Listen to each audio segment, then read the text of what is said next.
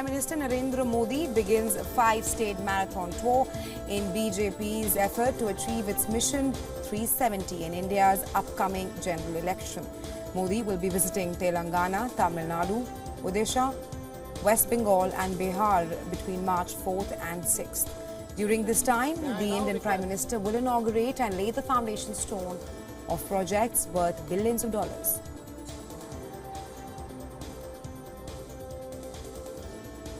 Thank you, sir. On this happy occasion, as we have our beloved Prime Minister in our midst,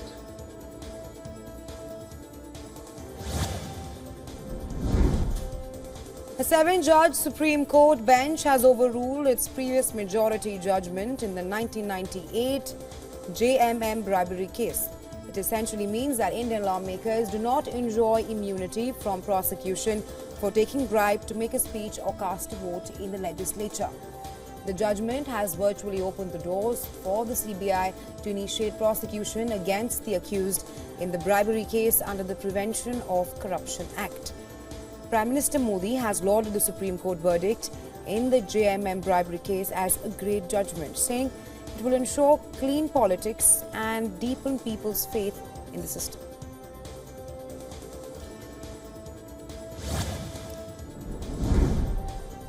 Leaders from Southeast Asian nations and Australia have gathered in Melbourne for the Asean-Australia summit.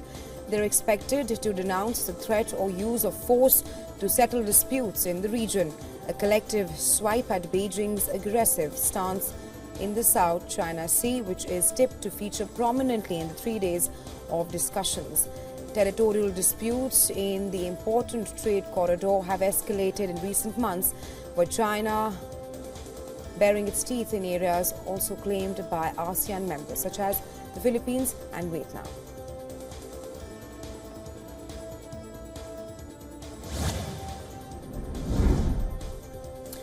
Israeli Prime Minister Benjamin Netanyahu has rebuked a top cabinet minister arriving in Washington on Sunday for talks with U.S. officials.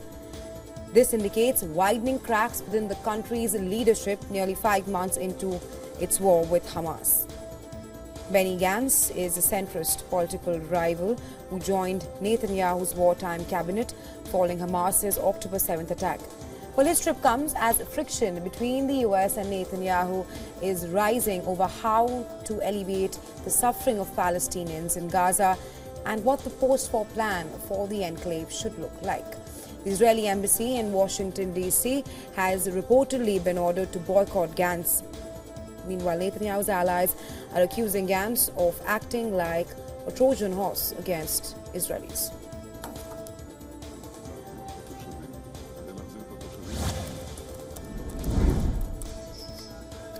Hamas-run health ministry has said that the Palestinian death toll in the Gaza Strip has exceeded 30,000 since the outbreak of the war in last October.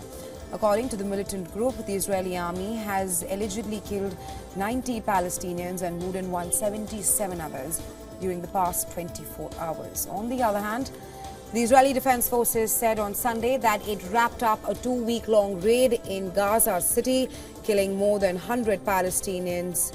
Dozens of Palestinians were killed at an aid delivery point in Gaza City.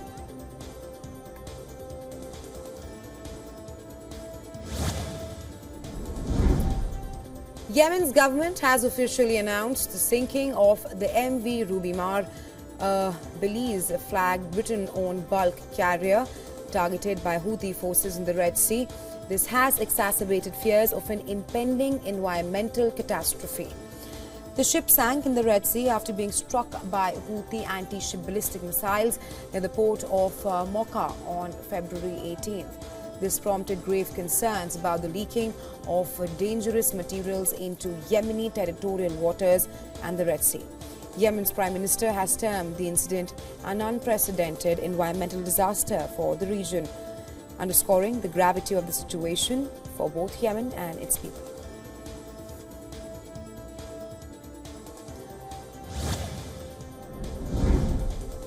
South Korean and U.S. militaries kicked off their spring drills with twice the number of troops joining compared to last year. This as the allies seek to better counter North Korea's increasing nuclear and missile threats. Well, the Freedom Shield exercises set for March 4th to 14th come as North Korea continues its nuclear capabilities with missile and other weapon tests. It will also be the first since Pyongyang scrapped a 2018 inter-Korean military pact in November. The Allies' air forces also began their annual battalion-level exercises for a 5-day run. Seoul's defense ministry said on Monday. Meanwhile, Pyongyang has angrily rejected the Allies' drills, calling them rehearsals for a nuclear war.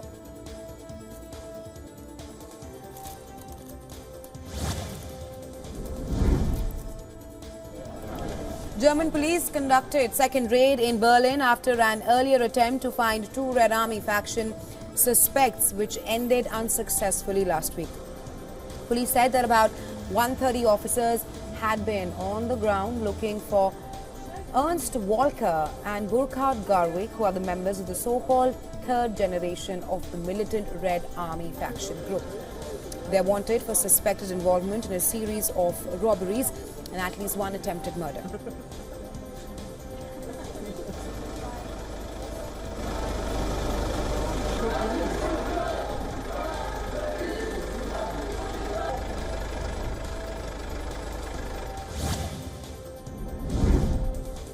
Local reports say Russian Foreign Ministry has summoned the German ambassador after Russian Moscow journalist published a leaked audio recording of a meeting of senior German military officials.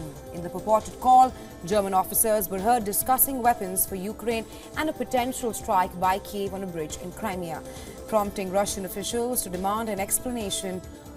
On Sunday, the German foreign minister accused Russian President Vladimir Putin of trying to sow disunity with the wiretap leak of a confidential German army discussion on the Ukraine war.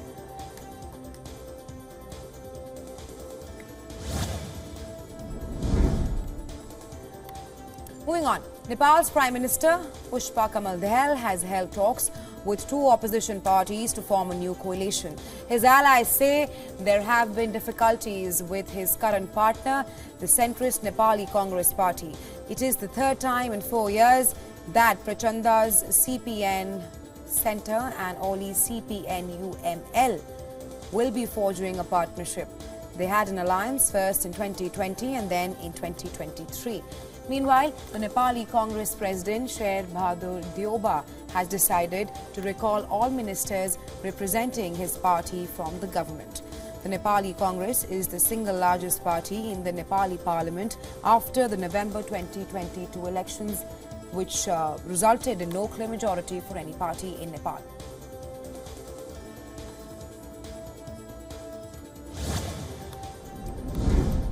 Patients in Seoul are expressing anxiety over doctors' ongoing walkout, saying they hoped that the physicians would return to work. Around 9,000 resident and intern doctors have walked off the job since February 20th. This has led to the cancellation of some surgeries and treatments and straining emergency department. The walkout came after the South Korean government announced plans to raise medical school admissions. The young doctors who are demonstrating say that the government should first address pay and working conditions before trying to increase the number of physicians in Seoul.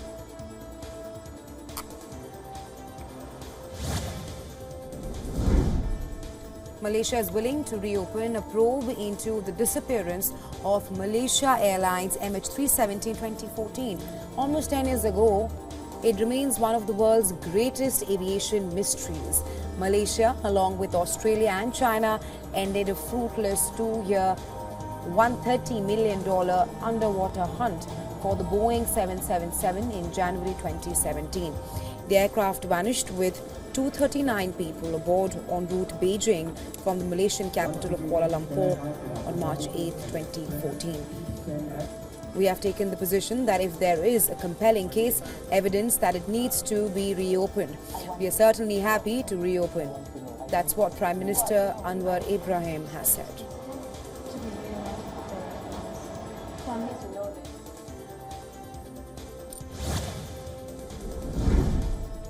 Heavy downpour is causing flash floods in Argentina. A video posted on social media shows two people paddling on a street following a downpour that has caused flash floods in the northern city. Local media cited that the local government that an estimate of up to 300 millimeter or 12 inches had fallen.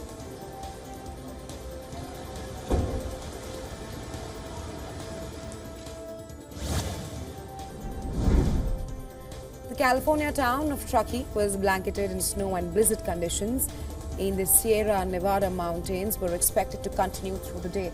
Towns along the California-Nevada border were hit with heavy snow over the weekend, closing a major highway into Nevada as forecasters warned of a high risk of avalanches. The National Weather Service warned of wind gusts of up to 72 kilometers per hour and blizzard conditions in the highest mountain elevations. Ski resorts around Lake Tahoe have been closed for business.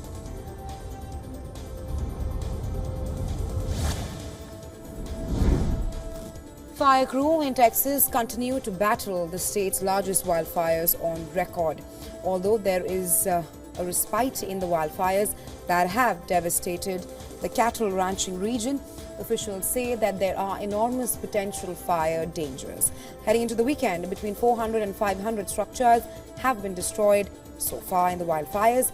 According to the Texas governor, this is based on a premature assessment that would likely change. Officials did not, however, update the number of acres burnt and the level of containment by the fire crew.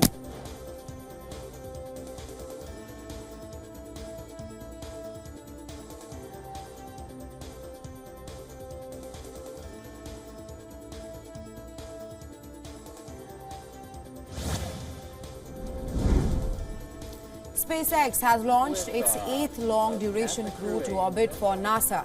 A SpaceX rocket lifted off from Florida on Sunday night, carrying a crew of 3 U.S. astronauts and a Russian cosmonaut.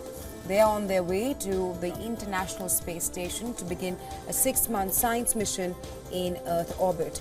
A live in NASA SpaceX webcast showed the 25-story tall rocket ship ascending from the launch tower.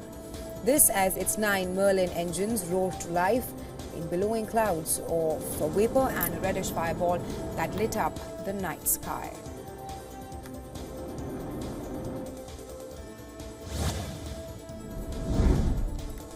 Crowds of visitors swarm South Korea's Everland theme park to bid farewell to Pho Bao before her homeward journey to China in April. She is the first giant panda born in the country. It was her last day in public, dubbed the top celebrity in South Korea. The giant panda has brought happiness and warmth to numerous visitors with its lovely appearance and unique charm. Well, Pho Bao will now undergo health examinations and quarantine in a separate space for 1 month before her journey back home to China.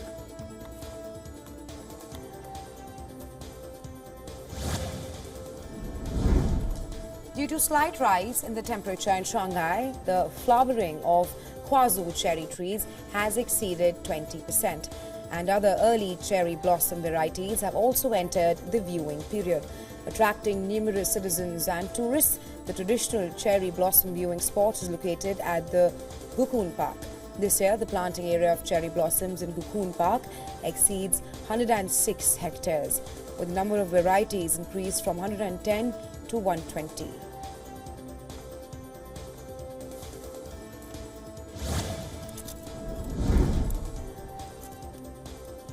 The US dollar drifted weaker, pressured by lower treasury yields, as traders waited for more crucial economic data for fresh clues on the timing of Federal Reserve rate cuts. The euro was firm following Friday's advance. The yen stuck near the closely watched 150 per dollar level as investors tried to assess whether the Bank of Japan's exit from its negative rate policy could happen as soon as this month.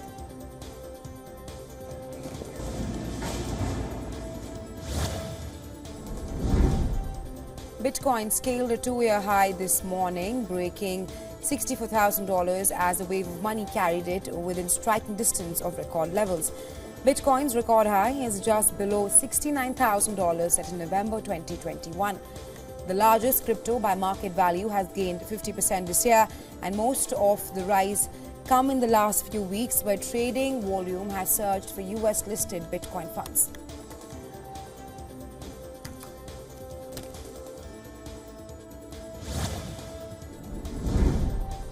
Oil prices nudged higher after OPEC Plus members agreed to extend oil output cuts to the end of the second quarter. Largely in line with market expectations, Russia pledged to cut production and exports. Brent futures traded around $83 per barrel during early deals. Rising geopolitical tensions due to the Israel-Hamas war and Houthi attacks on Red Sea shipping have supported oil prices in 2024, although concern about economic growth has weighed on the prices there.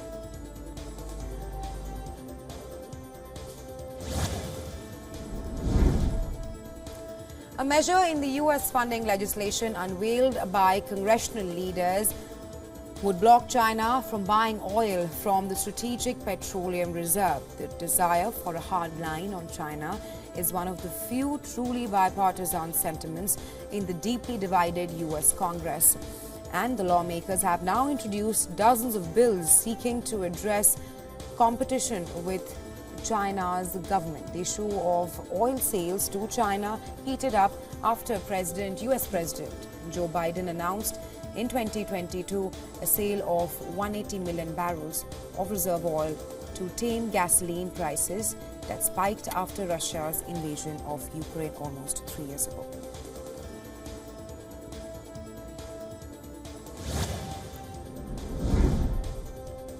Japan's government is mulling declaring an end to deflation in the wake of rising prices. Reports suggest that the government will make a decision after determining whether annual labor management talks due on March 13th will turn out strong enough to offset price hikes and also consider the outlook on price trends.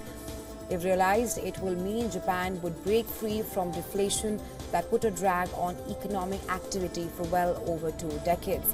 In judging an end to deflation, the government would scrutinize a broad range of indicators such as consumer prices, unit labor costs, output gap, and GDP deflator.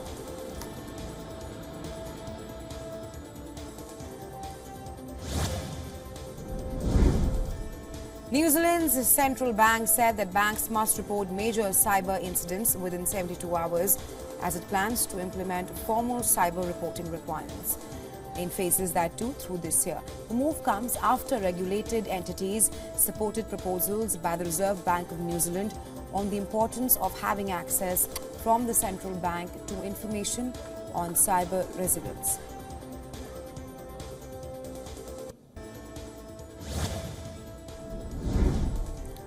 Volkswagen will not consider a stock market listing for its battery unit until its factories are up and running and its unified battery cell is in use, essentially ruling out a possible IPO before 2026. Volkswagen split off its battery unit in mid-2022, investing $21.7 billion with partners to build plants reaching to 40 gigawatt hours of capacity by 2030 in a move that it hoped would give greater control of its supply chain.